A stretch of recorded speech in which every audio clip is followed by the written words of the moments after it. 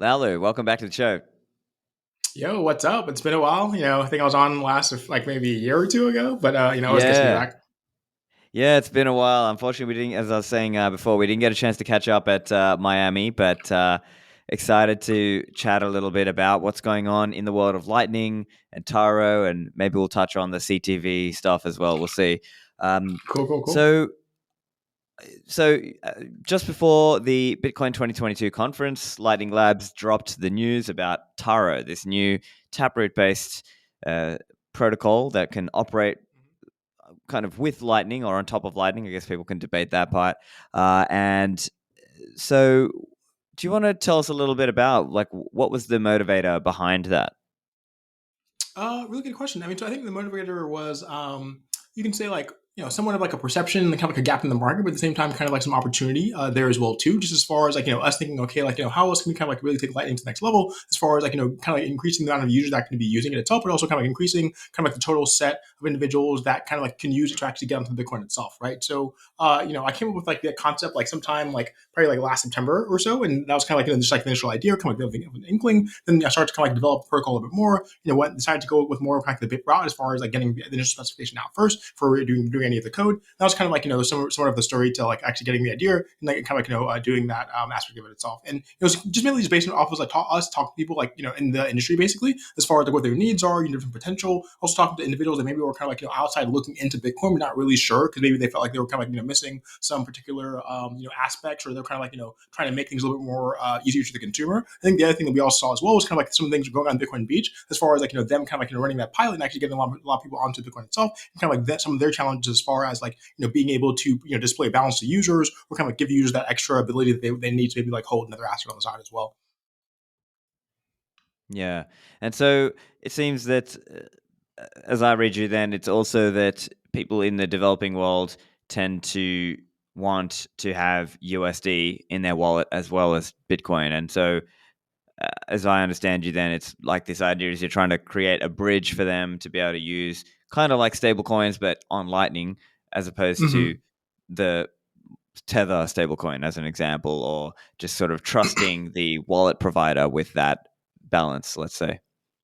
Mhm. Yeah, so it's kind of a thing where I think by kind of going for the protocol first, not really kind of like picking who the winners are, kind of like who's actually issuing these assets or stablecoins or whatever else. We're kind of like being a little more agnostic in that domain. For example, other individuals that maybe are doing stablecoins in other chains, like can actually come over and then issue them on Tower as well too, if they really wanted to. So it's kind of like a thing by by kind of like going for the protocol first, we kind of create that interoperable layer that actually like allows people to like latch into the stuff, right? I think from my point of view, I think there's also kind of like a sort of like a gap in the market as far as like giving developers that wanted to kind of like mess with other assets of Bitcoin, kind of like that, like very intuitive API, right? As far as being very Bitcoin-like, right? Because Gotcha. there were things that that came up in the past, but like those things may be almost like 8+ years old now, and like very kind of like ancient as far as like Bitcoin design, and things move very very quickly. So I think it was also kind of like an opportunity Gotcha. to kind of like take some of the new modern principles and show people like what this protocol would look like in real life as well too. But also I think kind of like enable like more kind of like non-custodial infrastructure as well too.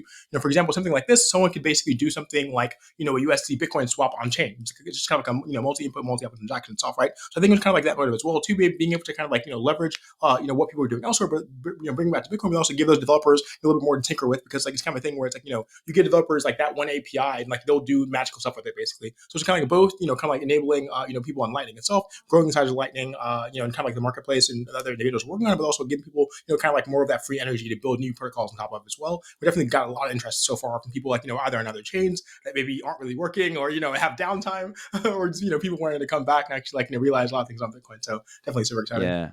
Interesting. Yeah, and that's a good point you make, actually, because it's not that there's going to be one stablecoin. There may be Tether, Taro, for example, right? Just like there's Tether on Tron and some of these other things Yeah, a bunch of instead of random Tether yeah Liquid, chains.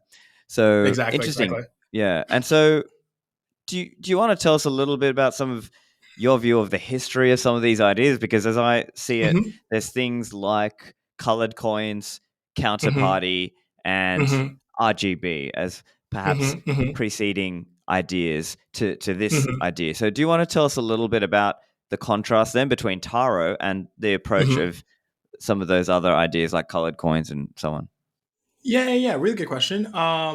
Yeah, because this stuff goes pretty far back, right? You can say like the first, meta assets, quote unquote, actually issued on Bitcoin. People kind of like had a way to say, okay, we can kind of like represent, either with the Bitcoin itself or maybe even kind of like embed data within the chain, like use that to actually create assets and stuff, right? So people don't know, like, I'm probably gonna get like the name mixed up as far as Counterparty versus Mastercoin. But back in the day, like there was kind of like this, system, called a Counterparty or Counterparty back then was basically trying to create this like meta protocol on top of Bitcoin itself, right? And what they did, they kind of like, had this protocol where you actually burned a bunch of Bitcoin. I think back maybe like 5,000 plus Bitcoin were actually burned. There was just like special like Bitcoin eaters or something like that. People basically burnt coins and sent them to that address, and they got this thing called XCP in return, which is this kind of like counterparty token that was going to be used as far as like this layer on top of it, right? So in that case, like it was basically using the Bitcoin chain as kind of like anchoring of actually submitting data into the chain itself. You can imagine like let's say Bitcoin like has some other chain that actually submitted transaction data directly to the chain itself, and then interpreted that transaction data as far as like the raw data, and that was actually using something called op return, right? So the way it worked, you basically kind of like would have like an op return, and people would effectively be like scanning the chain, applying the data in the op return into like the local database, similar to people like maybe use the mempool or the actual chain and something like that itself, right? So that kind of like was a thing initially.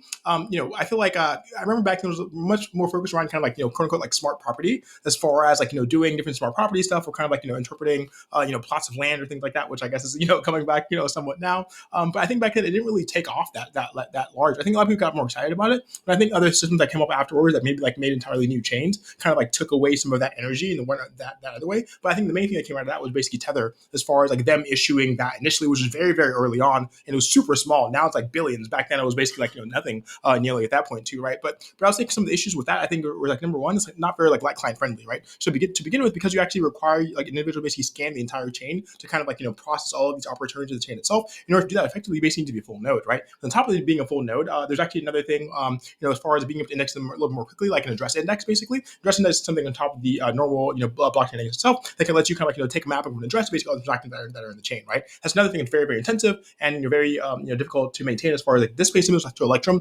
Maybe it's going to add like 300 or 400 gigabytes to the actual chain itself, right? So I think that was the one thing there. I think the other thing, as far as like the different approach within now and then, is that like that was kind of like trying to map, you can say like kind of like an account based model onto Bitcoin itself, right? As far as like I have my account, like I have I'm actually like adding like modifying transactions to the chain itself. I can scan all those, I can apply all those modifications in order basically, then to get to my final state, right? And I think that was kind of like a departure, because if you look at the docs or something like that, like it's very hard for like a Bitcoin developer to understand. They're kind of like, okay, well, what am I really doing here? I have this other key, there's all these like weird fields, things like that. So I think that that's one reason I don't think it really took up that far. And I think at that point too, like it was less seemingly kind of like more developer friendly than some things that people working on today, right?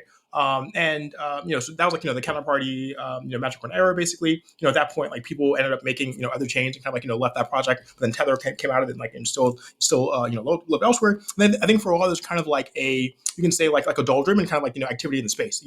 Probably like maybe like 7 or so years passed and there's really no activity in that space itself. I think part of it was that like I think people were very much turned off to basically the counterparty type approach of basically embedding data into the chain itself, right? So this was like back at this point, like op return was a thing. It was some more controversial. People like, okay, you're adding more data to the chain. I think even back then, like there's something called bare multisig, which is basically actually like inserting say we basically have like a P2SH where you kind of like actually have the script, but you have the hash of the script, and the chain is very compact, right? Back then there was something called bare multisig, which basically you actually put the actual pub key multisig script in the actual output itself, right? So you basically put 20 pub keys, 15 or 20 basically in check multisig, right? So they actually start to use that as well to actually commit data. So that was kind of like the big thing of like, oh, the developers are like not making op return a thing. They're like restricting the size for whatever else. So that kind of like caused some controversy back then, right? So I think all the other approaches since then have basically tried to take advantage of like, okay, well, let's not necessarily try to commit all the data onto the chain. Let's just try to commit the data itself basically, and then kind of like have that data be hosted off chain. That's kind of like similar paradigm with something like Taro, right?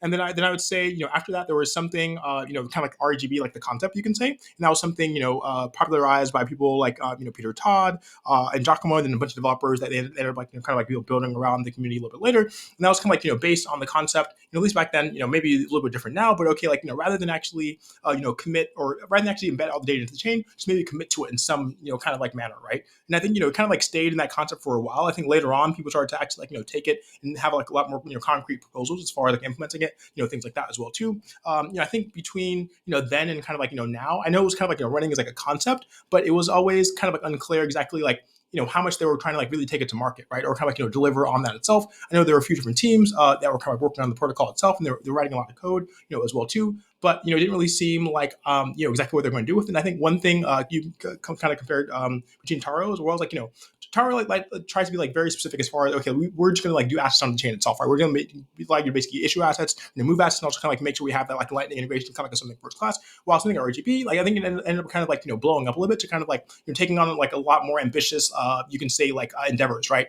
So initially they kind of started with the core thing, then there was kind of this PDP layer. There's a bunch of other protocols on top of those, like a whole VM, which trying to be a more generalized smart contract platform, kind of an ETH killer type of thing as well too. So I think that maybe happened for a few years or so, and I think that maybe is what caused them to kind of work on other things on the side. I think it's very it's definitely very tempting as an engineer to basically try to always solve the bigger and bigger problem. Basically, we'll get nerd sniped into the next thing on the side. I think that maybe happened bitch to them, which I've always been in that avenue as well too. But then I think Taro tries to basically strip things down to basically be as simple as possible, right? So it's one of the things where during the design phase, I tried to make sure it was going to be easy to implement and also easy to understand, right? I think that's something that's very worthwhile as well too, because if you're able to kind of simplify and actually restrict yourself design wise, that lets you kind of minimize complexity basically, and then make sure that you can basically understand it yourself and make sure other individuals can understand it as well too. So as much as possible, Taro tries to reuse existing components that are actually already in Bitcoin, right? So for example, rather than actually making an entirely new VM, it says I already have Bitcoin script. I'm not a computer architecture expert. Basically, let me just reuse what I have over here, right? And I think it's really cool. At the same time, that also makes it very familiar to Bitcoin developers, right? So let's say you're kind of writing an asset or kind of do trying to incorporate some asset with a script and Taro layer. It looks very much like Bitcoin, right? It's actually just Taproot, right? So similarly today, as you can actually have multiple scripts in Taproot and have multi-sig. Taro has the exact same thing as well too, right?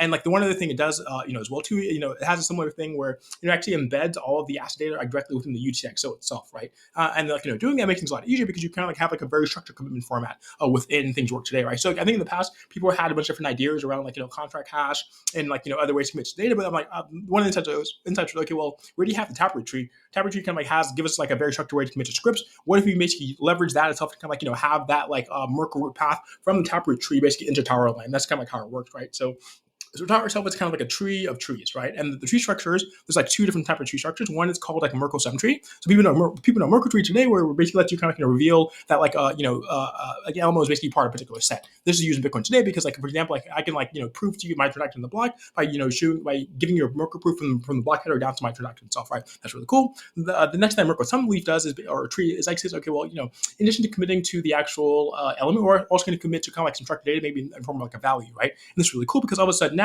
I can also prove to you that, okay, well, I have a Bitcoin output that's worth 5 BTC or something like that, right? And because the actual root sum also commits to the sum of all of the leaves themselves up below, that can let me do kind of very cool structured proofs, right? Then the final take on that is something called a sparse Merkle tree, which has been used elsewhere. It was basically kind of let you do efficient proofs of non-inclusion, right? So let's say I wanted to prove to you that, okay, well, an element is not actually within the Merkle tree. That's kind of difficult depending on number one, is the Merkle tree sorted or not? If it's not sorted, then basically I need to reveal effectively every single other element within the tree itself. If it is sorted, maybe I can reveal the left and the right and show you that basically it should be somewhere in the middle, but that's maybe a slightly larger proof itself, right? And this instead basically lets you do kind of a very efficient proof because it's based on kind of mapping a key value map onto the Merkle tree itself. So for me, proving to you that the item is no longer there, I show you that within that tree there's actually an empty element, right? That's really cool because then it's I have very efficient proofs. And these are used all over Taro. For example, let's say I have a collectible, like a baseball card or something like that, and we're swapping it on chain, right?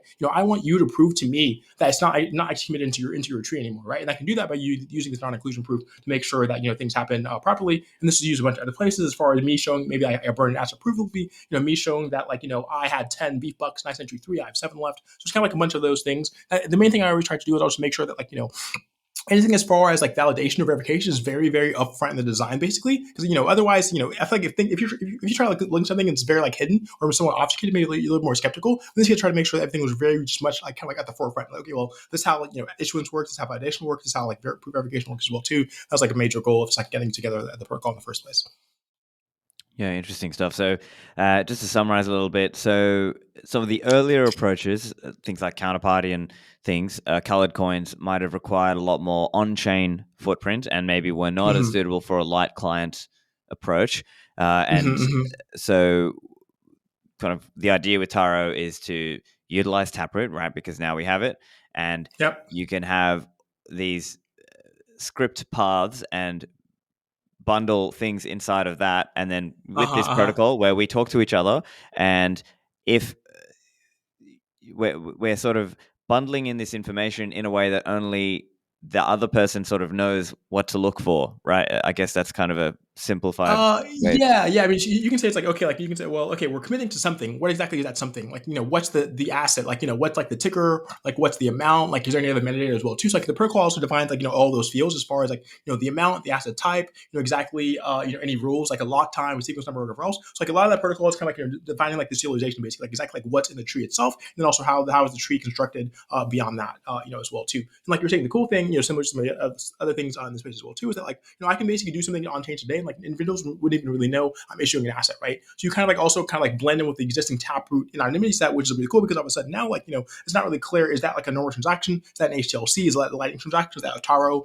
creation transaction itself? So unless you actually have the proof data, then you don't really even really know what's going on. This is really cool because like, certain proofs I think are going to be public. For example, like let's say someone's like issuing a stable coin, you want individuals to be able to like audit the total supply of that stable coin itself, right? That should be public, obviously, right? But if I have like something that maybe between like a set of individuals, that doesn't necessarily need to be public. And it also has this other cool thing with kind of like this whole Merkle-Sum property, and that like, this makes it very easy to kind of like do things like, run kind of like, proofs of like supply or issuance basically, right? Because all of a sudden now, like, like if like someone's like kind of like, issuing this particular asset, they can construct like a tree, and that tree basically commits to every single, instance of that issued asset in the chain itself. And then just from that tree, it's about like, okay, well, I know there's 5 billion VEEF bucks in existence basically, right? I can use that to then like, track the issuance on chain, which is very important because obviously you want to know that, exactly like how many of the units that you're transacting with. You also want to know things like when an asset maybe is reissued, if that's possible. There's some other things around, watching particular outputs on the chain. So say like, theoretically, I can basically watch an output and get notified every single time someone issues another, type of a particular asset, which is really cool. Because then okay, well, something was issued. Let me go and like gather the proofs basically, and also update my assumptions as far as like, why I'm using the thing or anything else like that. Yeah, so just on that, as an idea, let's say somebody wants to do a Taro stablecoin, and Mm-hmm. how is it ensured that, let's say, that Taro stablecoin that they've made is actually Mm-hmm. fungible across the entire network, and I Mm-hmm. guess the supply limits of it as well, to know that it's not being, Mm-hmm. let's say, inflated beyond what they issuer is saying is, like, let's Sure. say I'm Yeah. dodgy, I create Stephan dollars on the Taro Uh-huh, network, uh-huh. and I tell everyone, oh look guys, I've only made 100, Stephan dollars, but actually there's Yeah. $1,000 out there on the network. Yeah, exactly. Really, really good question. So basically, it's kind of like based on like, so you can say like, you can say the Bitcoin blockchain is basically defined by the Genesis block, right? That's basically the very first block, and anything beyond that is like what's Bitcoin. If someone gives you like, a chain that doesn't start the Genesis block, basically that's not Bitcoin. That's like some other, spin-off coin that was created or something like that, right? So the assets are kind of like working in a similar manner. Like you basically have what's called like a Genesis out point, right? And the Genesis out point is basically used to like get randomness from the chain, generate like a unique transaction, a unique asset ID, right? And that was another thing like the protocol did, is that because otherwise like another change you kind of like have like some global sequencer basically make like give you a contract ID something like that. In this case, we don't really have that, but we can rely on the fact that Bitcoin output can never be double spent basically, and that's kind of like the main security property from the point of view of the chain. So use that to basically generate what's called a Genesis out point that's then used to generate the asset ID, which then used to actually create the asset itself, right? So now in this case, like let's say like you were creating Stefan bucks, right? You would basically like say, okay, that's anchored at a particular initial UTXO basically. This is the Genesis point, and this is basically the very first thing that's creating from that, right? So now in this case, you can kind of like view it as a kind of like sort of like a tree or a web. Any other issuance or any other transfer based off of like the Stefan bucks is going to now emanate from that initial UTXO, right? So there's kind of like this graph going down, right? So any individual now that's having like that's receiving or wanting to like send those assets also just verifies that it's actually going to go back to that exact same initial point of that graph itself, right? And that's basically how you verify the provenance, which is a very important thing, because otherwise you want to know that okay, this is the actual legit thing versus not, right? So obviously there's kind of like an initial step here as far as like you showing the world, okay, well this is like my asset, and this is basically where it's anchored at in the initial chain. That's also kind of like where this universe concept comes in, which is, we'll talk about in a second, right? So from that point, like people then know that okay, well there's only 10 of those in existence basically, because they look at that initial creation and then say okay, well only 10 of those was actually created, right? So from there you can say okay, well if you never need to issue any more assets, you're fine. But let's say you want to like issue more assets in the future because it's getting really popular, or maybe it's growing, it's taking over the world or something like that, right? So something called like kind of like an asset key family in the system itself, right? This is basically kind of like a special key that's delegated to basically to allow you to basically create additional assets that actually links provably to that initial tranche, right? So maybe you want to issue it in tranche 1, tranche 2, tranche 3, something else like that, right? So now that you have that key, anytime you want to make another version of the asset, you need to have a signature from that key itself. And the cool thing is that key is actually a Schnorr key, so it can be a multi-sig. It can basically be using multi-sig too. So maybe you can have 3 of your friends, and all 3 of you need to agree in order to basically you create this new asset again, right? Too. And there can be other things added in the future as far as the other kind of redemption criteria, other reasons maybe why you'd want to unlock that particular asset itself, right? But no, let's say you go and issue that asset once more, right? There's another construct called kind of a canonical universe, right? And the universe, and the system is basically it's effectively another Markle, another sparse Merkle tree, but it's actually an index into the chain, right? So the initial tree, that we talked about a little bit earlier, you can say, okay, well, I can use that to look up an asset based on maybe what's effectively like a script pub key or a PK script, right? In this case, it's different. This tree basically tracks the genesis points of all the assets related to that initial asset itself, right? So now at this point,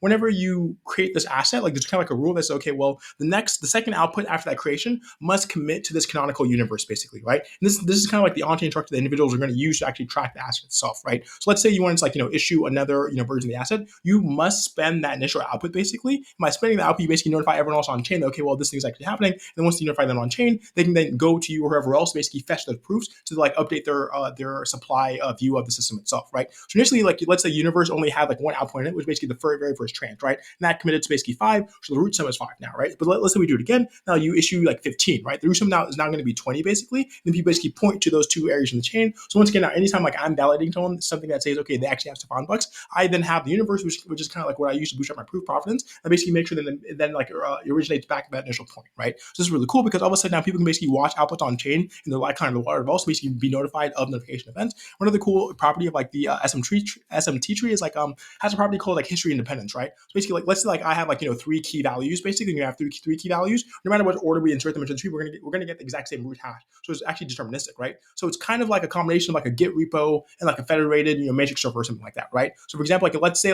someone else says they know about all the UTXOs of Stephan bucks, we can then kind of sync our trees together and say, oh, I didn't know about that one. Let me get that one and put it into my tree itself too. And that's really cool because this can also be used to make what are effectively kind of authenticated explorers, right? Where I can basically show someone kind of the secret transfers of these assets basically, and they show me the proofs that's actually stepped onto the chain itself, and they can't really fake the proofs because once again, using kind of digital signatures to make sure all the parties that are authorized transaction actually have a valid authorization to do so itself. That's a pretty cool structure there as far as people being able to kind of watch on chain for certain issuance events, get the proof of issuance off chain basically, then update their own state internally as well too. But then also kind of compare this shit with other individuals, basically make sure we're all able to quote unquote run the numbers, which is kind of a cool part of it.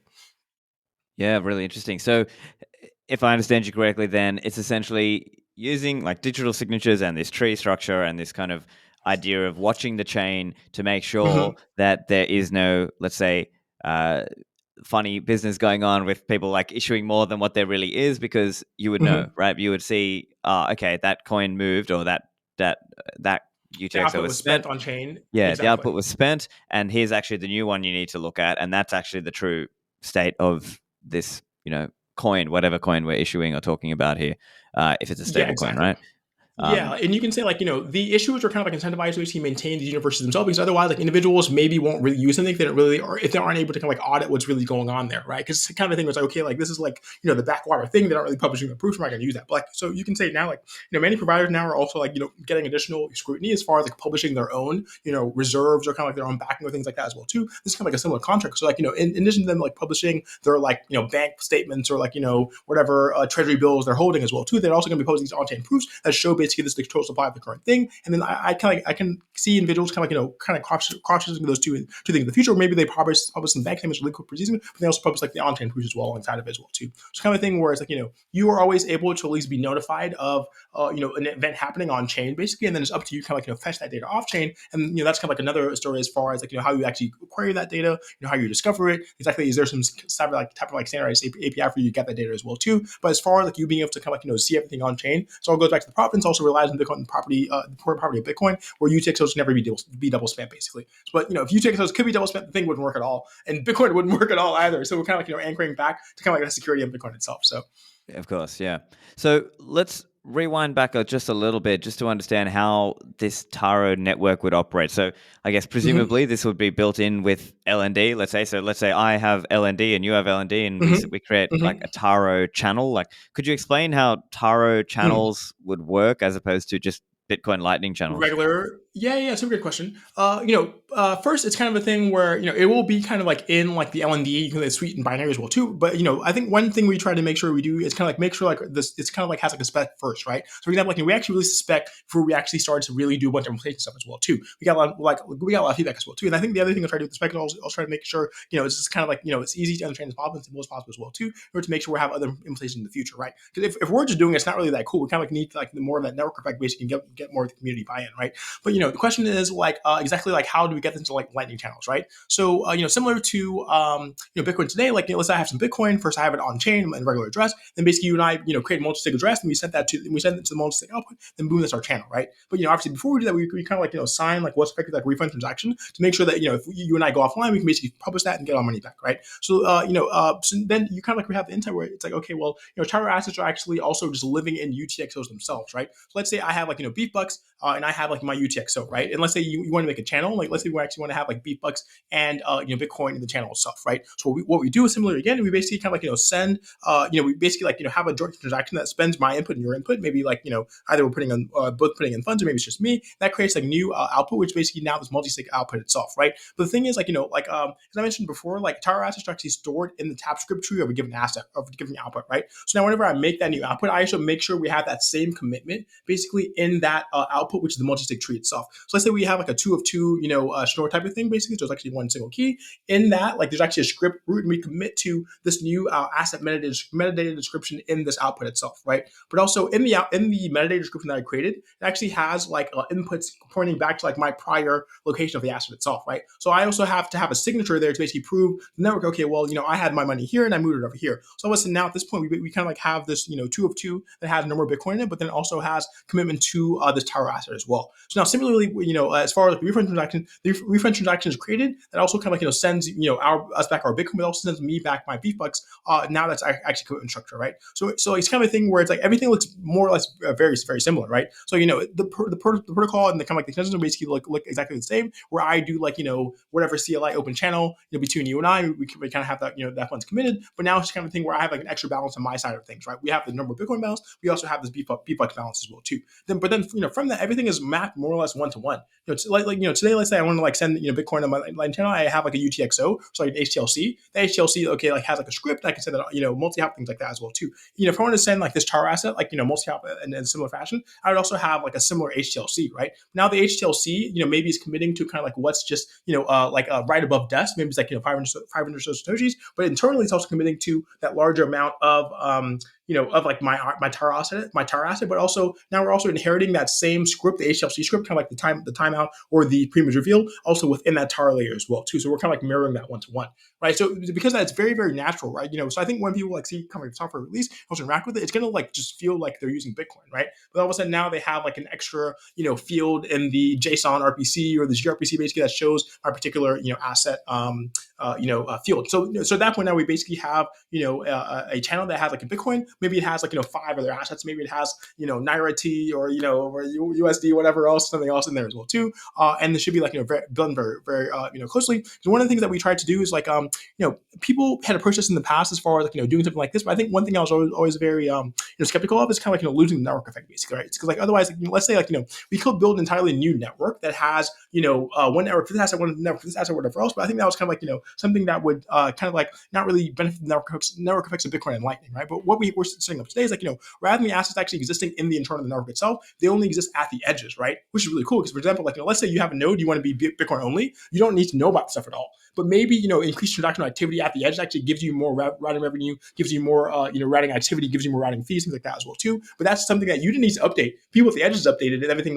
worked for you as fine, right? And it's also cool because now like you kind of like push a lot of complexity to the edges rather rather than like updating the Lightning network itself and like adding a bunch of things like for as far as like exchange rates, tickers, things like that, and kind of building things a little bit more. Everything's actually fully at the edges. Kind of like use like this isn't kind of like invoice or like hop in or blind route mechanism to transmit the pay information from the receiver over to the sender, which is another cool part of it. So it's kind of a thing where if you want to participate in the network, you can update basically, but otherwise you can basically continue to use like kind of what I call now like the Bitcoin backbone network of Lightning itself, because no matter at the end of the day, whenever I'm sending like an asset, like let's say I'm sending V-Bucks, that's still actually using Lightning or using Bitcoin to like to transact to the other side. So all of a sudden now Bitcoin and Lightning become this like very like fundamental like crossing layer, right? Of like let's say maybe it's like all the world's currencies, all assets that people actually want to send between each other. That's all crossing through Bitcoin at the end of the day. So now it's a thing where it's okay. Like let's say like we had like a a billion, 5 billion more transaction activity like a day on like the Lightning network itself, right? We would need corresponding increase in Bitcoin capacity on the network itself in order to support that transaction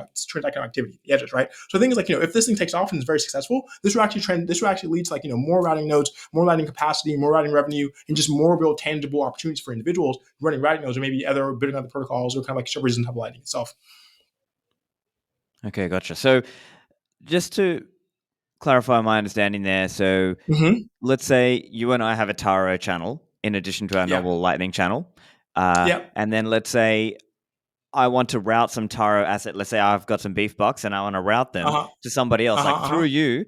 But let's say not every channel along that route is a Taro channel, because some of those might just be standard Bitcoin Lightning channels. And so what you're saying is only the person at the very end of that route, like the person I'm paying the beef bucks and me, have to support the Taro Lightning or the Taro spec. Is that right? Yes. Or how does that work? Yeah. I mean, that's correct. And so you can say every like Taro channel is also a Lightning channel, but not necessarily the other way around, right? Because like in order to work, it's Lightning actually takes all transaction fees in Bitcoin, and also Bitcoin chain takes all transaction fees in Bitcoin as well too, right? So Bitcoin is still required, number one, to pay fees on chain, but also pay fees off chain as well too. You can say like Bitcoin is like the quote unquote gas asset, some poor analogy basically. But at the end of the day, you can't separate it because you actually need to pay the miners, you also need to pay the routing network itself, right? So the way it works is like there's kind of a concept of like inbound and outbound liquidity on the network itself, right? Inbound is basically what you can receive, kind of the currency you receive, but outbound is basically what you can send to another individual. So like let's say you want to send, we have like a channel, you have some P-Bucks, you want to send it to your cousin, somewhere else, right? Like, at that point you give me an HTLC. The HTLC has like, that Beefbucks HTLC itself. I'm like, okay, cool. This corresponds to blah, blah, blah. I then create like an outbound HTLC, which is just Bitcoin, right? And that goes all the way across the network itself, open to the destination. And then like the final hop, the second to last hop, so it takes that Bitcoin in, then produces a Beefbucks or Taro HTLC to the other side, right? So it's kind of a thing you basically just cross in like, those two areas basically, but everything else in the middle is actually just pure Bitcoin, right? And the way this works, like, for example, the receiver would then give you an invoice. And that invoice would basically, dictate exactly what type of asset they were going to receive. The other thing as well is something called like a hop hint that kind of like lets you give people kind of like a hint as far as whenever you're routing to another individual. So say every single mobile phone that like uses Lightning, say they have like a hop hint, because maybe they have like some LSP node basically have like an unadvertised channel that isn't really on the main gas network, and that's the user channel, right? And they say, okay, well, in order for me to get to you, I go to Breeze, and the last hop is over to you. It's on that end. And so that's effectively what's similar to routing hints, too. Right? Or it is a routing hint. Exactly. Yeah. So it is a routing hint, but there are other technologies we're working on, things like called blinded paths, where kind of like let you kind of like blind that last hop, so you kind of like improve privacy as well. And those type of things can also be used in this setting as well too. So the key thing is like as long as the individual on the other side has that inbound liquidity, basically they can receive that asset. And the other cool thing is that we didn't really need to kind of like add a bunch more routing data or kind of like graph data to the actual chain, to the Lightning network itself, because I transmit to you how to get to me in that hop hint basically, which is part of that invoice structure. So once again, so it's going to be very familiar. People are going to scan that QR code basically. It's going to pop up. It's like, do you want to send blah? And they can send it. But one of the cool thing about this, like so let's say you were sending Beefbucks, that's really all you have, but the other party wanted Bitcoin. So it can actually work the exact same way, right? So rather than like the last hop transferring it and then like converting into Beefbucks at the end of the day, they just still give you they give the receiver Bitcoin. This is cool because all of a sudden, like let's say we're kind of like in a stablecoin land, I can actually just send Bitcoin and the other party receives that stablecoin. Right. So for me, like I've been Bitcoin all the way, basically. I don't really care. Like I'm still getting the good whatever else. I'm still like, using, my preferred currency, but the other individual also selecting exactly what they receive as well too. So it's really cool because, for example, like now this let people kind of like a little more ease into kind of like, using Lightning. It's kind of like, once again, like people talk about Bitcoin, the network, and kind of like, Bitcoin, the currency, right? Bitcoin, the network is kind of like, the actual on-chain structure, the blocks and the Bitcoin, the currency is like what we know as BTC, the ticker. So similarly, you can now basically use Lightning network, like the network, to transmit, other assets basically, but only, actually manifesting at the other edge. is really cool because all of a sudden now, like, let's say, okay, people wanted to kind of like, wean off of credit cards, but they still maybe want that, like, stable value or the USD or the other side. They can actually then still use the Lightning Network as kind of like this, like, kind of like monetary backbone, send money from A to B basically. But only at the edges, does there's actually is ever non-Bitcoin. But everything is still, Bitcoin fully Yeah. through the network itself, So which is just really to cool as far clarify as network effects. on that point, how would it work in the case where, let's say, you're the Bitcoin user and you're paying like a stable coin? Like, how would the exchange rates work in that example? Good question, right? So, today, let's say I'm paying something in Lightning, right? Like, let's say for whatever reason, like, it's actually quoted in USD. I'm like buying like a gift card or maybe like, paying for like, like a podcast or something like that, right? At that point, the user, they give me like an invoice, and that invoice is not quoted in BTC. Right. But the thing is, like, they actually did a conversion, right? So I think most people today just pay it and say, okay, well, cool, looks good, 5 sats, something like that, right? But like at the end of the day, like they actually are making that conversion on that end, right? So they're kind of like be a similar thing, right? Where the individual would basically, quote me in that particular, in that particular currency, basically, but they also have like that Bitcoin amount, right? So now it's my job to basically get that Bitcoin, all the way to that second and final hop, basically, and that individual is then going to make that exchange, for that particular asset or currency itself. So kind of like, it effectively like hides a lot of the, conversion and kind of change rate stuff in the actual invoice itself, right? For example, like, let's say there's another situation, like let's say, I was like sending Bitcoin basically, and then for whatever reason, USD crashed, which means, Bitcoin went up, right? So then, but at that point now, there's like an insufficient amount of like, at that last edges. So much like today, if someone like has like an invoice like, 10 Satoshis and I send 9, they're going to cancel that back, right? So I think a lot of things get kind of like, masked in the existing invoice flow as far as people canceling back HLCs that are insufficient flow, or individuals kind of like today where they already make that conversion rate as well too, right? So obviously, like, like me, whenever I'm receiving, my wallet needs to know exactly what that is so I can actually have like a proper reference rate basically. But also today, every single Bitcoin wallet probably already hits some API somewhere to show a fiat balance if the user wants to, right? So you already kind of like, have that link embedded in the system itself. So it's kind of like a thing where it's like, the user needs to verify exactly, how much they're sending over, which they should be doing today anyway. If they're getting like an invoice quoted from someone that says it's $10, but it's actually sending 1 BTC. So you kind of like have that similar level verification going on now. But I'm sure wallets also rise to make things a lot more easy. People give people like ability to kind of like, add the API or something like that if they wish. Yeah, that's a good point. I mean, even today, if a merchant today only wants to receive Bitcoin, but they charge and denominate the price in USD. So, as an example, you want to buy this whatever T-shirt for $20. They're just going to show you the Bitcoin equivalent amount of that, and then you, the customer, are just paying that amount. So it's the same kind of thing. Yeah. It's the same kind of idea that if they want, let's say, $20 worth of Taro beef box, and then they just show you the QR for the Satoshi's equivalent, however many sats that is, 30,000 sats or whatever that is. Then the customer is just scanning. Oh, okay, I'm paying 30,000 sats, pay. And then on the other end, it's all done. So I guess that's kind of a similar flow there in terms of for the user. Just thinking out loud in terms of if, let's say for the developing world, or people want to build a service, right? If they're a builder listening to the podcast and they're like, okay, what could I use this for, this Taro thing? What if I wanted to create a wallet that has a Bitcoin balance and Taro USD or a Lightning USD balance? And maybe they would have to then think about, okay, which stablecoin am I going to plug into, or am I going to create my own stablecoin and then provide a service or create this into a package that's into a wallet where they give this to people, let's say in the developing world, who want this kind of thing, or even maybe people in the developed world who want to be able to quickly flip between USD and Bitcoin and just have it all in one wallet. Exactly. Yeah, I mean, it's kind of a thing as well. Like, obviously they have the option to make their own. They're probably not going to make their own because there's kind of like, other entities that are kind of like, already have that somewhat like trust anchor basically. So, once again, like, we're not necessarily like saying it's going to be this and this and this. I think we have other individuals that kind of like recognize the ability, and also like they're also interested in coming back to Bitcoin generally as well too, because they're on these other chains. The chain is maybe down, for 24 hours. They can't do transactions or whatever else. They want to come back because they know, Bitcoin has uptime basically. As they say, like, banks are closed, Bitcoin's never closed, type of thing there is too. So I think it's interesting because now we can like bring back that network effect, because at the end of the day, like, stablecoins actually started on Bitcoin in the first place, right? They went elsewhere just because maybe the APIs weren't that great, or maybe they thought they had faster blocking or whatever else. But obviously they have Lightning, which is like the fastest, way to move, money generally, around the world, basically. So I think it's really cool. We have to bring that back and kind of strengthen the network effect, and then at the same time also, generate more just demand for block space as well, generally too, which is something that maybe people are worried about, maybe they're not worried about. Something that is kind of like another, you can say higher order effect, something like this, if it does take off as far as people coming back and doing more transactions on Bitcoin generally. Yeah. One other question. I think you might have touched on this before, but in terms of things like on-chain fallback, right? So as an example, let's say you and Mm, I have this mhm, Taro mhm, channel, and mhm, let's say I'm very bad at operating my node, and maybe it's going offline all the time, or mm, for whatever reason, you need to close it down on-chain and take mhm, your mhm, assets back. How would that work in a Taro context? Like, let's say there's some beef bucks on my side of the channel. You need to mhm, unilaterally mhm, close to, like force mhm, close. mhm. How would that work Yeah. with Taro? Is it basically the same kind of idea? Force close, you just take back your amount on chain, or what? Good question. Yeah, I mean, so once again, it's basically the same idea, right? So, like, there's two different ways you can close a channel. One is basically like the co-op close, where we basically, okay, we're both online, where we sign that signature. In this case, we basically both sign, okay, well, I had zero point 0.2 Taro, or like Beatbucks, you had zero point 0.3, basically. We'll make sure that commitment transaction or the closing transaction also commits to that exact same amount.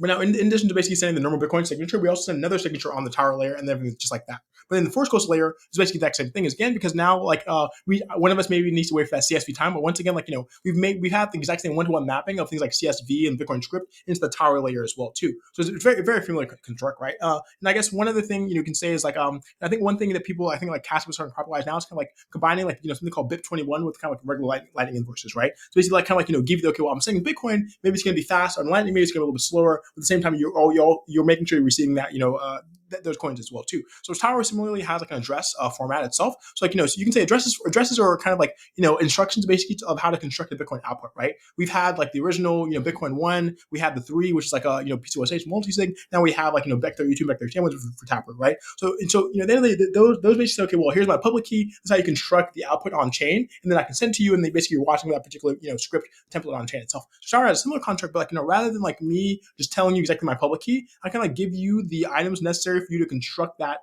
tree basically, right? So like let's say I'm like receiving Bitbucks, I give you the asset ID, the amount, things like that as well too, things that let you basically construct the initial tree commitment itself. Then I also give you the internal key, right? And people that don't know, this is something called an internal key in Taproot. You basically take the internal key and then combine that with like the script commitment basically, and then get an output key, right? So similarly now I can basically give you all the information necessary for you to construct like a valid Taro leaf that I can spend, and then you send that on chain. Now for my wallet, it's very very similar to basically the way Bitcoin works today, where I'm like now looking for these particular scripts to show up on chain. Once they show up on chain, that basically I know that okay, well I received that currency or whatever else, and I can go on and kind of like fetch remaining proofs off chain to basically make sure I can spend that as well too. So once again, like we always try to make sure that like we're trying to like retain a very very familiar flow. So it's going to look like a Vec32 address. Maybe it's going to be BC Taro instead of BCT or Q whatever it is today, right? So like once again, always thinking about like making sure things are easy to understand, and also making sure that people can like also just take things up very easily without learning some entirely new paradigm. It should look and feel like Bitcoin. That was a major goal.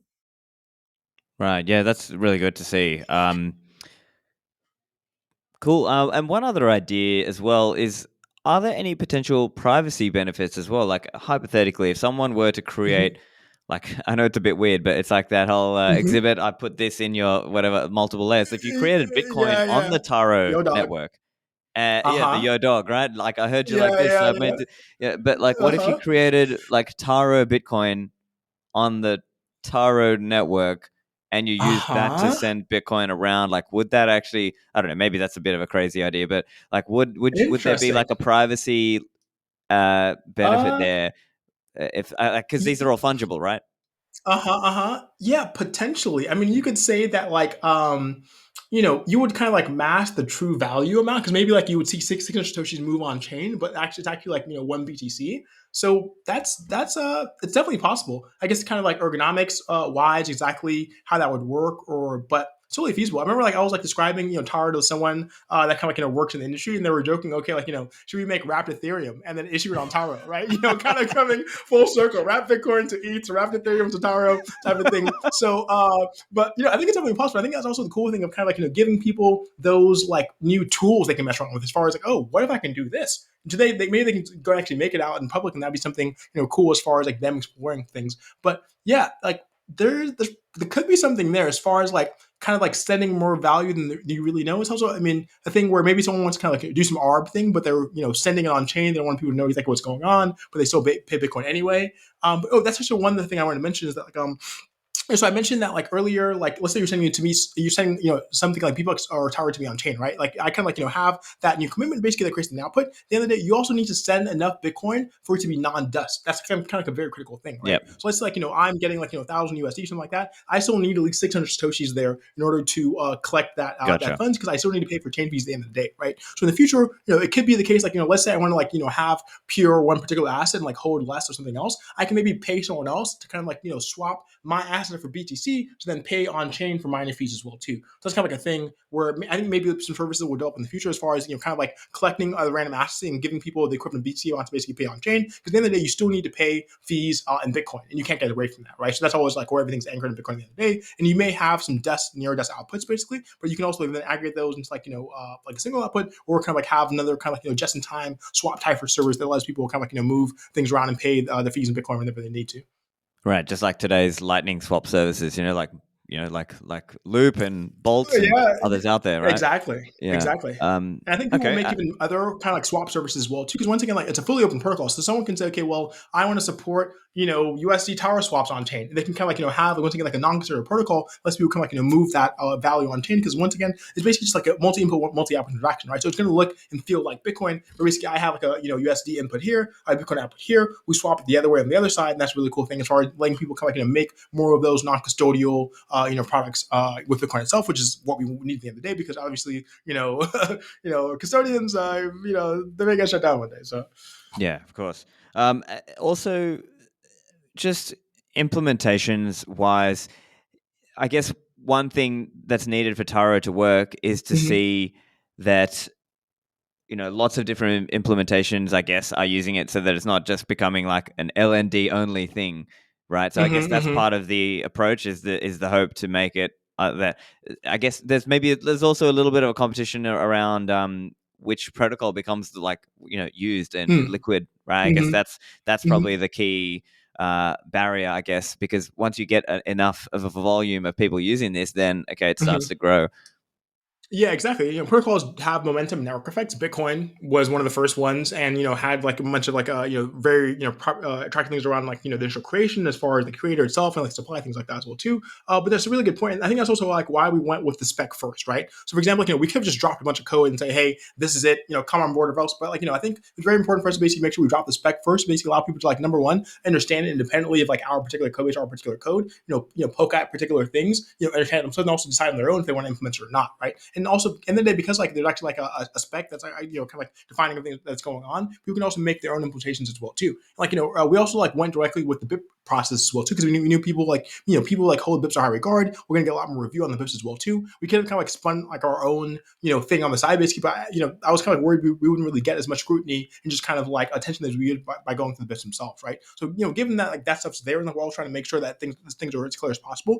Now even with our implementation, I'm still making like PRs and the spec to basically make sure things are clear that came up during the implementation itself, right? So I think that was very important for us to first to be seeing more of like an ecosystem thing where it's just like not just us basically. Because once again, if it's just us, okay, maybe like we it's cool, whatever else. We want to make sure other individuals are tapping into this as well too, and other wallets are tapping into it as well. And so like right now the current spec kind of defines everything that's actually as far as on-chain Taro itself. We also have something called like a blip, which is kind of like a lightning improvement proposal as well too, kind of like a lightning side that's going to define effectively kind of like optional extensions to the base bolt protocol to basically like allow your lightning client to be aware of Taro as well too. So if someone can implement basically both that on-chain BIP and then also kind of like the optional lightning extensions as well too, they'll be able to join the network and transact things on their own. That's also kind of like an important thing as far as network effects, making sure things are like more widely used versus kind of like using in one particular software, one particular area of the world.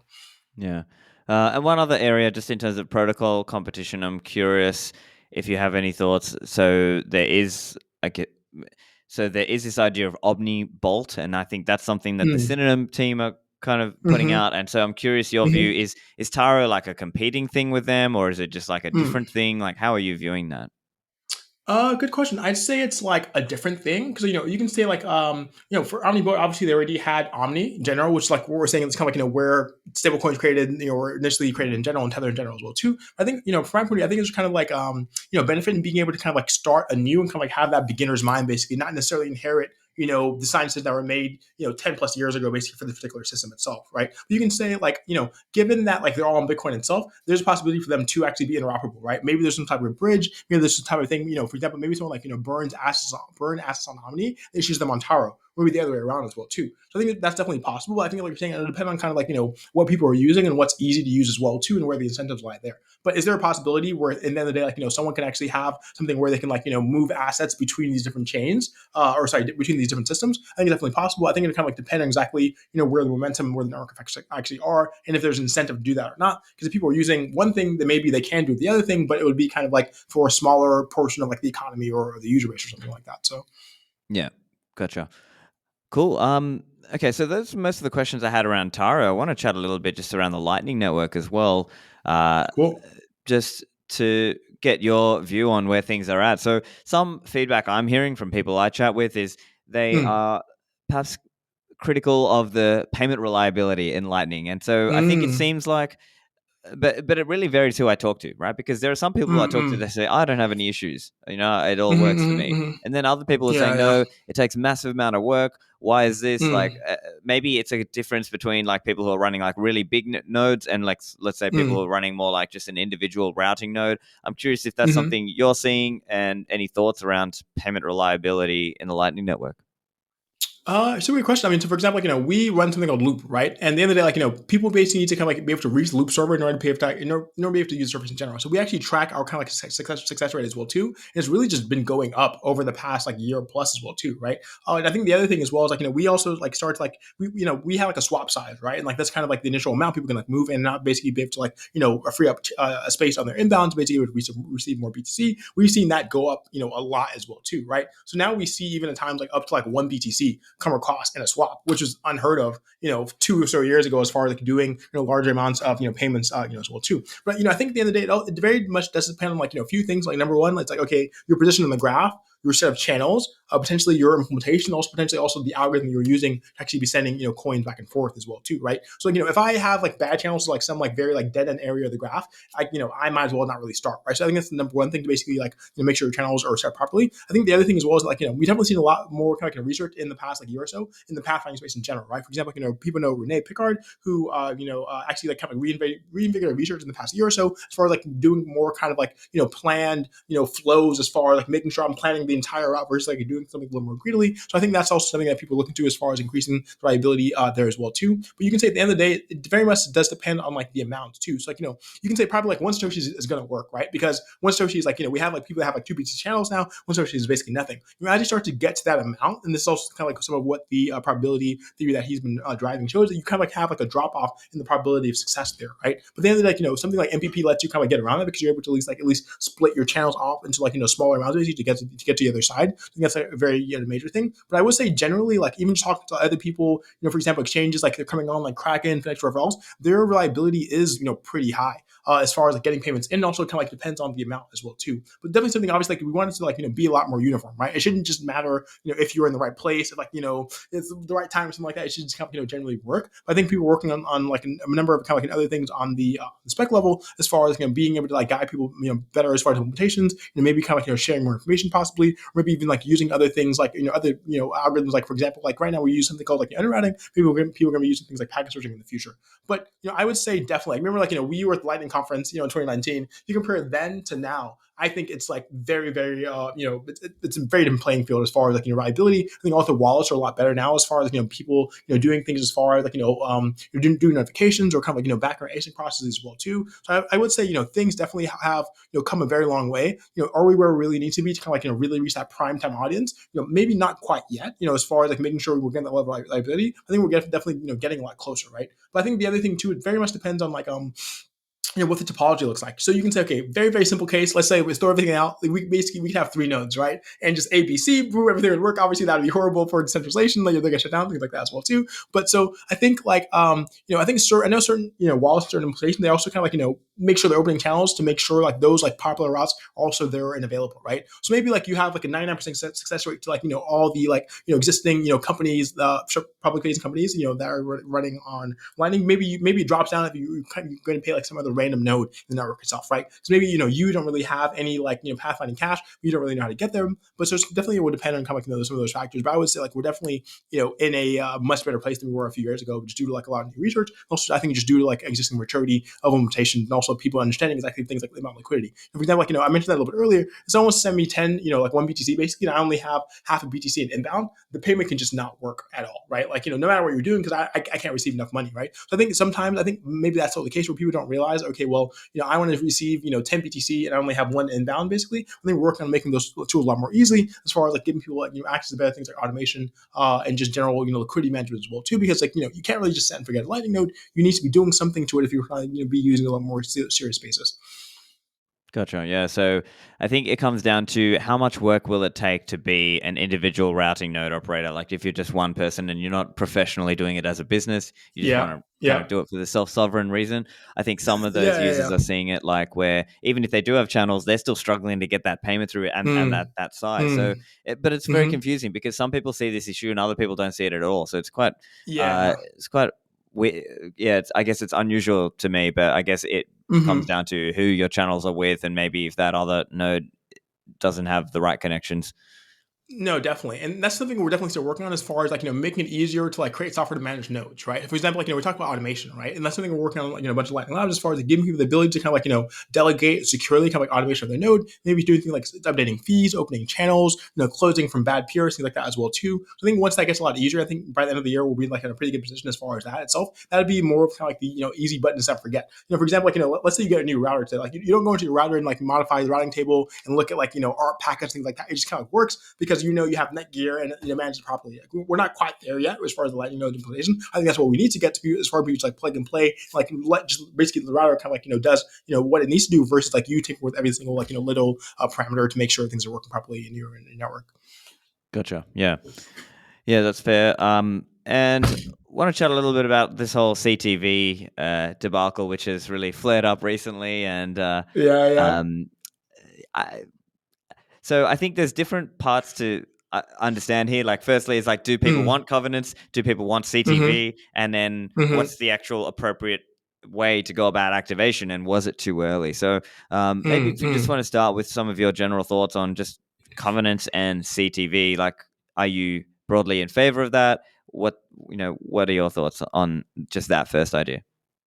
Definitely. As far as covenants, period, like me, I'm all for them because I think like anyone that's kind of like done more serious kind of like protocol development on like Bitcoin itself is kind of like sought the need for kind of like that extra level of like capability and kind of like power as well too. But I think the one thing obviously Bitcoin is always like rightfully skeptical of is okay, like how much is too much. We've seen crazy things go on. Also, basically want to make sure like like, you can say like the number one rule at the end of the day is like don't fuck with the money, right? Like if you're doing whatever else, don't make sure it doesn't actually like somehow cannibalize or destroy Bitcoin itself, right? And so I think that's one thing. I think it's kind of like I think an inevitability somewhat because I think in the past few years people discovered that okay, well if we had introduced this and this and this just because of whatever else, them in combination can actually produce something that's basically like a fairly like powerful covenant, right? But I think one thing is happening over the past like few months. I think people are also starting to kind of like update their mental models about covenants generally, right? Because you could say probably like maybe ask someone like about Bitcoin 5 years ago, what about covenants? Like oh no, that's scary. We should never do that. It's gonna like destroy the system, right? I think now people are like oh well like I understand them more and I still kind of like understand exactly like how they work generally. I think one thing that people don't really know is like if you look at something like CSV and CLTV, kind of like you can say the two things credited along with like SegWit as far as making Lightning possible, those are actually covenants themselves, right? But they're just very limited covenants, right? So CSV and CLTV basically require that the transaction has a particular lock time or particular sequence number, right? The sequence and the lock time is actually where the time lock aspect is implemented, right? So I can use lock time without using CLTV, but CLTV says the Spanish transaction must have a particular lock time, right? I think it's a very thing because like I guess in my opinion, I think like covenants are kind of like the more like the natural way that you would express more advanced contracts on Bitcoin generally, right? I think the cool thing about it is like rather than like having this crazy count system of like anything can be calling anything else, reentrancy, all these like different random calls, you basically know exactly what's going on, right? So covenants effectively let you encode like a state machine on chain that must be followed for the protocol, right? You can say there's kind of like two different types of covenants, right? Something like CTV is like what it's kind of like what you can call like an enumerable covenant. We basically it must be finite, right? So I can say okay, well send to this address, it's doing this and this and this, but it must end in n steps, right? Because you basically must, basically create the entire transaction graph and then compile that down to a single hash and then put that into the chain, right? There's other covenants what people call kind of like a recursive covenants, which are kind of like self-propagating, right? Meaning that like, okay, let's say I want to have a covenant that says, well, you can send this BTC, but it must be an even value. That's like a trivial Tory covenant, right? At that point, it would say, okay, well, you can send Bitcoin elsewhere, but I'll also kind of like encode that same restriction basically into this other output itself, right? But I think the one thing that like I think people get wrong as far as covenants, like people kind of like have this like fear as far as like Grey Goo covenants, right? It was kind of like the covenant that's gonna like take over all the Bitcoin and kind of destroy everything else itself, right? And like maybe prevent people from using it. But at the end of the day, like if I'm like me as a receiver, I generate the receiving address, right? If I don't want the covenant to basically go into that receiving address itself, I don't add that capability, right? So someone can't force me to accept Bitcoin that has a covenant as part of a basic restriction. I think it's a very important thing. For example, like, the covenant can't somehow like, leak into another output and like have this like viral process and destroy all Bitcoin. Like that's not possible, right? So I think that's one thing that, people, miss out on. But covenants generally, I think it's inevitability. I can say like, I think probably like one of the discussions around like aside of like should it be done is okay, well, how should it be done? Should we have the more kind of like restricted version or should we go for like the full on, mega powerful omnipotent covenant type process itself, right? I guess I'm more of like the point of view that I think we should try the very, very restricted version first. I think some people say, okay, well, we should do kind of like the more powerful version, but like, it's unclear to me if people are like, this up in arms about the very like restricted version, how can the more powerful one really even have like a chance at all, right? Because like, it's also thinking, should we go from like 0 to 100 or should we go from 0 to 1 and then see what that looks like itself? But obviously there's kind of questions around, okay, what's the timeline like? What's activation look like? Do we want the particular thing? What are the alternatives? Things like that as well too, which I think, people will start to like, kind of like hash out and start to like, build consensus on. It's kind of like the greater thing of like, okay, should we go to the super duper version or kind of try something a little more restricted first? Some people want to go to the super version, some people will go with the restricted one. I would say that's probably where the developers lie as far as like, okay, I think most developers think it's a good idea, covenants generally. They maybe disagree on, okay, should we try to like do the best thing possible right now and incorporate all the feedback and have the most generalized version? Or should we do kind of like do the very incremental one, give us some like additional capabilities on the Bitcoin level, but also like not create something maybe we don't really understand fully. Yeah. And so if you could help just explain for listeners what kind of benefits covenants and let's say CTV as an example or covenants could bring for, let's say, Lightning. Like as an example, could it help with scalability or could it help with people self-custodying their coins in some way? Yeah, I would say definitely, right? So like covenants let you kind of like restrict exactly like what the spending type should be like in the future, right? So for example, like in CTV's example, I say, okay, well, you can spend this output, but the lock time must be blah, and that means you can only spend it 5 days from now, right? And that kind of like lets you do a number of things. So that's probably like one of the biggest things like, as far as like the missing, I think right now in the toolkit of like the Bitcoin protocol developer covenants in general. So like let's say on the Lightning end of things, like so one thing that happens is like people are aware like so like every HLC is actually a new output in the commitment transaction itself, right? So like let's say I have like 1,000 pending payments, those would actually all be pending payments in the commitment transaction itself, right? And so like, and as people know, every single time you add new output, it basically increases the number of bytes in the transaction itself, which makes it a lot more expensive, right? So let's say like, I had my node blew up and I had 5,000 pending payments on Lightning itself, right? Those would actually all be manifested on chain at the exact same time. I basically need to pay for them all at once, right? So like, let's say we can look at exactly what something like CTV would do. Instead of like, having all the outputs on that top level, basically, I can have one output, right? And then one output says, okay, well, eventually all of these HLCs will be unrolled on chain, right? And it's really cool. For example, because like HLCs have like a timeout, right? A time lock, right? So I can basically construct the tree such that like HLCs that have a sooner time lock are manifested sooner, basically, and everything else just keeps going. So it's kind of a thing where like let's like I go on chain, I have 3 outputs, I have my balance, your balance, I have this like HLC covenant, right? So let's say a few blocks passes, I say okay, well I'm gonna like unroll 2 HLCs, put them on chain to timeout, and then everything else goes back into this other output, right? I can continue to do that over time. Basically, this is really cool because now rather than me paying for that chain fee at that particular time, maybe it was very, very high fees, I can kind of like defer that chain fee in the future and then also make sure that I'm only putting as much data onto the chain as I really want to. So that's kind of like one example there, right? And that's also based on like what's effectively a very simple construct of being able to commit to what the future transaction should look like in the future. And one other thing that really gets make things a lot more turbocharged is the existence of Taproot, right? So basically like using I can basically commit to kind of like different paths in the actual Taproot tree itself, and each path can also commit to another path as well too. So like let's say, okay, I want to have like the five Satoshi per byte, HTLC on roll. I can do this branch. Let's say I want to do the 20 Satoshi per HTLC on roll. I can do this branch as well too. So it's kind of like a very useful thing to be able to kind of provably defer the creation of future outputs in the future. And people have used this, for example, to like improve things like self custody with kind of the concept of like a vault, which basically effectively lets you kind of like have like a set of different keys. Maybe one key is required to move coins on chain, but if you maybe like you kind of like have this other case, we have like another key, and that key lets you kind of like move the coins, but maybe in a more restricted manner as well too. So I definitely say it's like a very useful construct generally. I think people disagree on in terms of like how powerful should the initial version actually be, and it's kind of like a very difficult question to answer, because you can say like there's no central governing body of Bitcoin. It's kind of like individuals changing information, making decisions, seeing what's going on here, and it's the thing where it's like I think people sometimes want a more orderly process. I don't think it's ever going to be orderly, right? It's always going to be somewhat messy, right? There is no leader of Bitcoin. Basically. We have to just talk about it. Right? So yeah, it would be nice to have like the scheduled soft fork, every 9 months or whatever. In the past, maybe we have like a little more coordination, but I think it will always be somewhat messy. But I think what's important is like we always like learn things from that mess, right? As you can say, okay, in 2017, Segwit itself, Taproot, things like that as well too. So I think like we'll get better over time, but it's not going to be, as they say, like one does not simply change Bitcoin itself, right? But I think to me, I think the positive thing is like now I think people are discussing like what type of covenants versus should we do covenants at all, which I think is a massive just progression in kind of like the general discourse of the level, also the level of education of any individual as well too. I think there's also some questions around like, okay, exactly what's the activation mechanism?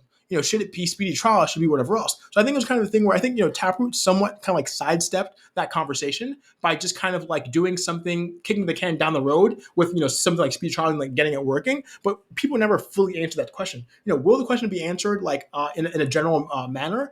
Maybe not. I think it's always going to be, okay, the next particular thing, because you can say like just because we did something in the past doesn't mean we'll do it again in the future, right? There's no requirement that we use any other thing, as well. Like we maybe won't use BIP9, maybe something else entirely as well too. So I think that's kind of like the rough consensus process of kind of like hanging on, like seeing exactly what's going on and moving things from that direction. So I think some people also like don't feel like there's an urgency, like there's not urgent either. Okay, well Bitcoin's perfect, whatever else. I think other individuals kind of like recognize that like, okay, Bitcoin's getting bigger, things are moving progressing as well too, but so are the adversaries. Adversaries are becoming more targeted, right? They're doing energy FUD, they're funding stuff, change the code, things like that as well too. They're getting more bold themselves as well too. Maybe Bitcoin also needs to kind of like be able to like give and arm the user with their own self custody, sovereign kind of tooling within the system as well too. So I would say that I think that's like the counter argument to, okay, well we can take 15 years, like okay, well 15 years from now, like what's the landscape going to really be looking like? I think like also like in the past year or two, all of a sudden Bitcoins are really just kind of like rocketed to like the global standpoint. People talking about, okay, people using Bitcoin in Ukraine, are they getting around sanctions? Are they doing it for oil or whatever else? It's kind of a thing where it's like I think you've been around for a while. Like, every now you kind of go through these events where things accelerate a lot, right? I think only like looking back at it, you realize, okay, wow, 2017 was crazy. 2013 was crazy. I think we're in one of those eras right now as well too. So I think it's like I think there's somewhat of like a risk of like us not doing enough to like make sure Bitcoin can scale or can scale at the transactional level and scale from the users as far as their own self sovereignty and custody as well too. So obviously there's a balance to be struck.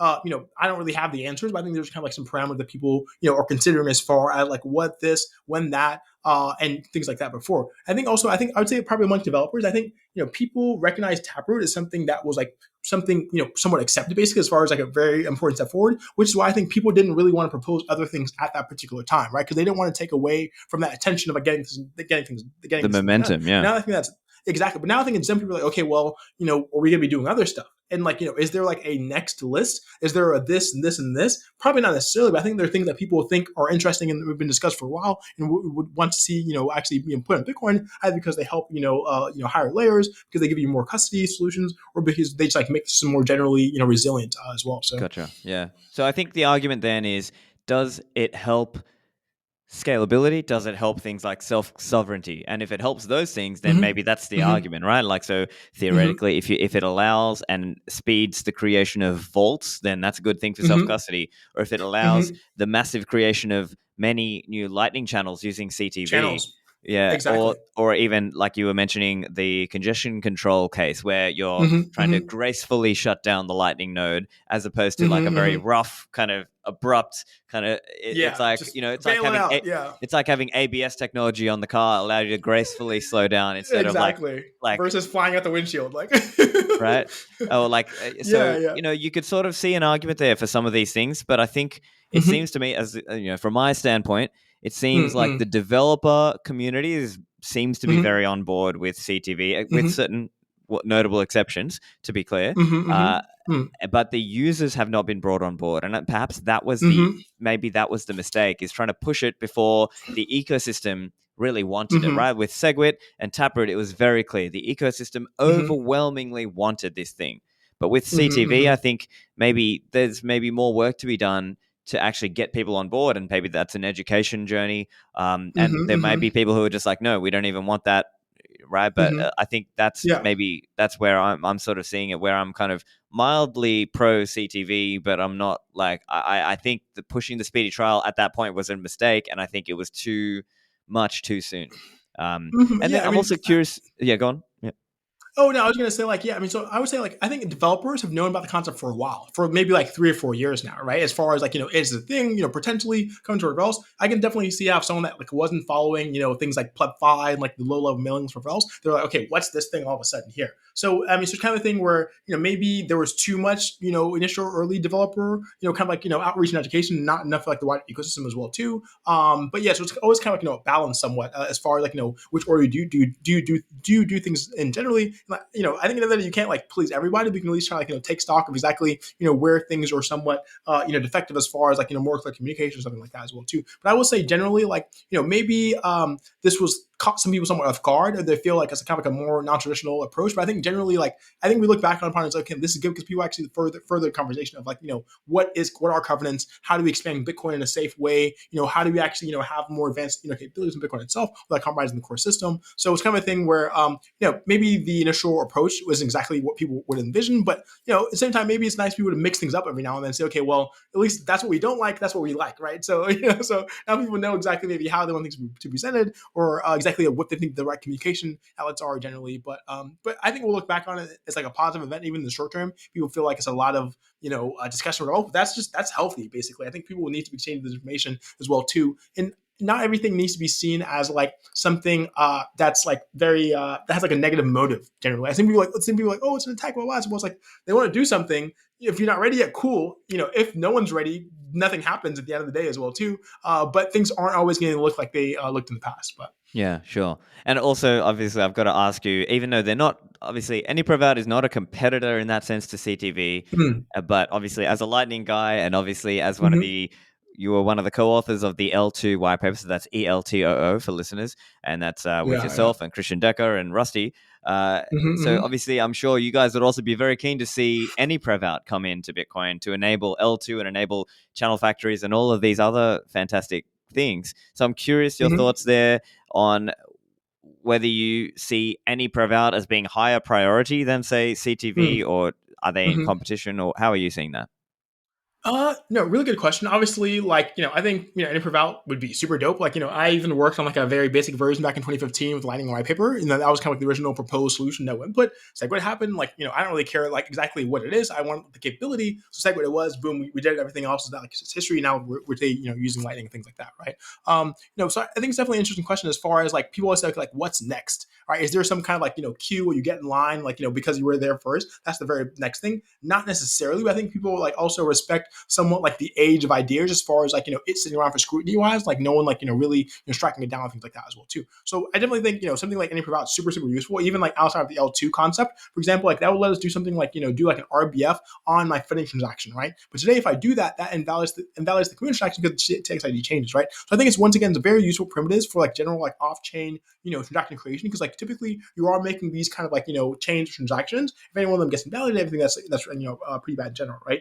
But so I would say, there definitely is some overlap with CTV. For example, like, APL lets you do kind of like a similar type of covenant, but which is like slightly different than that. Okay, like, what it lets you do, you can basically embed a signature in the output. and that signature then commits to exactly what the transaction should be itself, which is very, very different from what we do today. Typically, like, the signatures are actually in the inputs, in the witness. This is say, okay, well, I'll basically pre-create a signature that's going to be in the output itself, and I can do that because now, because any proof out lets me like not commit to the ticket ID, lets me commit to the script itself. That's something that's possible there, right? So you can say it's maybe like a slightly different way of like achieving some of the properties. There are some differences between the two as far as like what's really possible as well.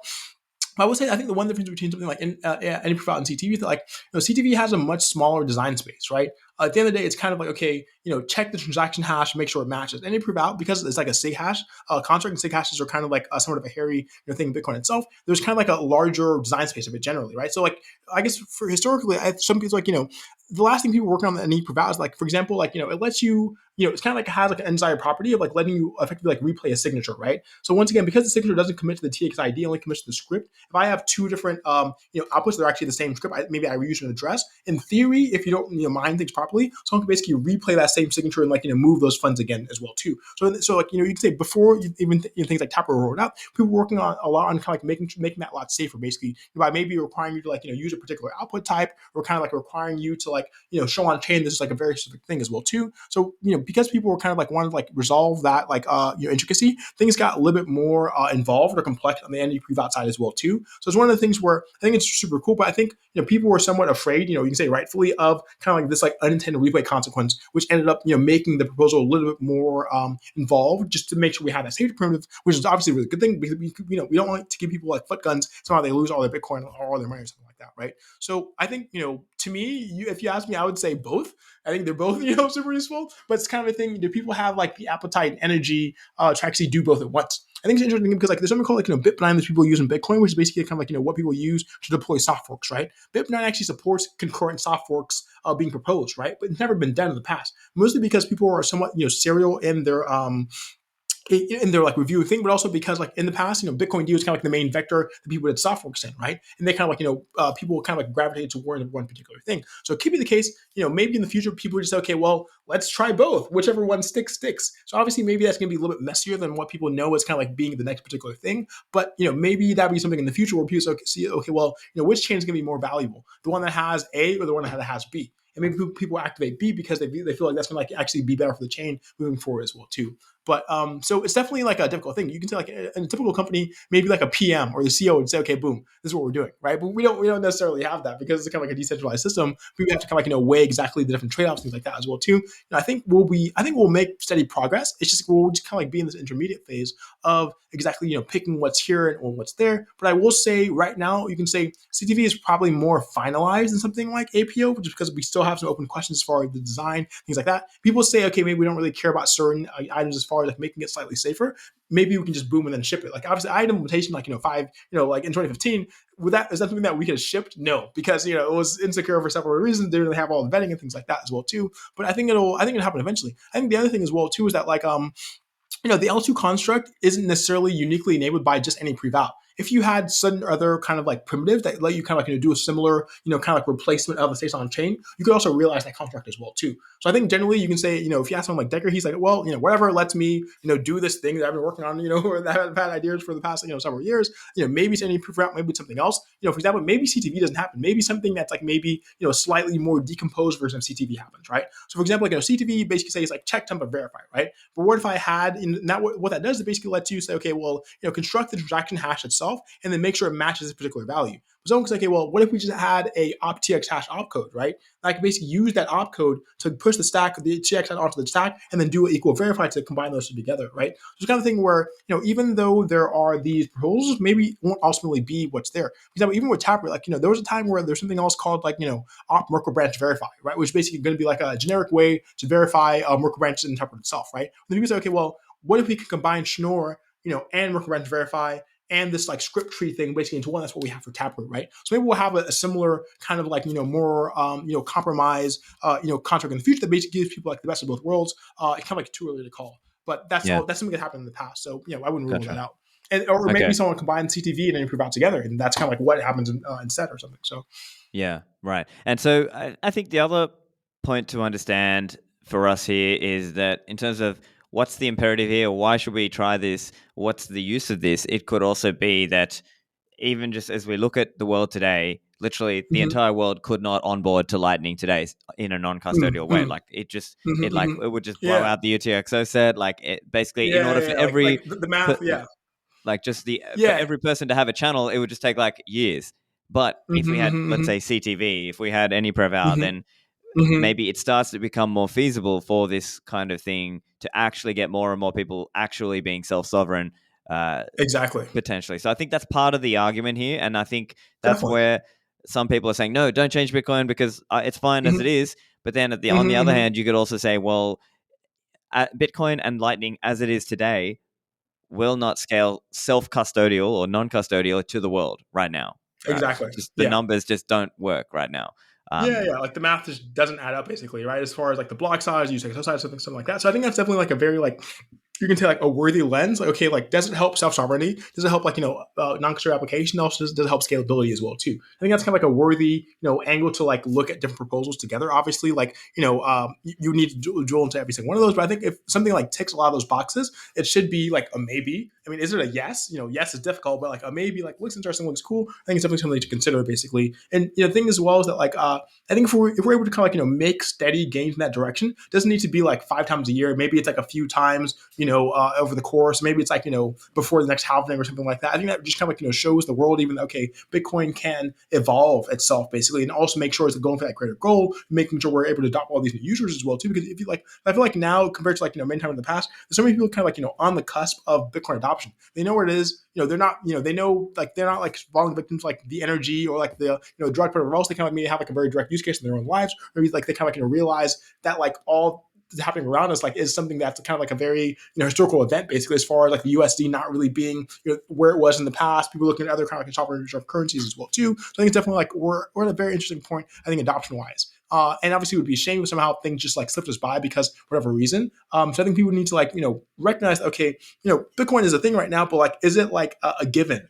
I would say not necessarily, right? And I think if we think it's a given, people get very complacent. They kind of like rest on their laurels. They're not really going after like new opportunities or new protocols or everyone else. We still will need to like continuously prove the system out every day and make sure it's also ready for the next generation as well, which I think is a very important thing to consider.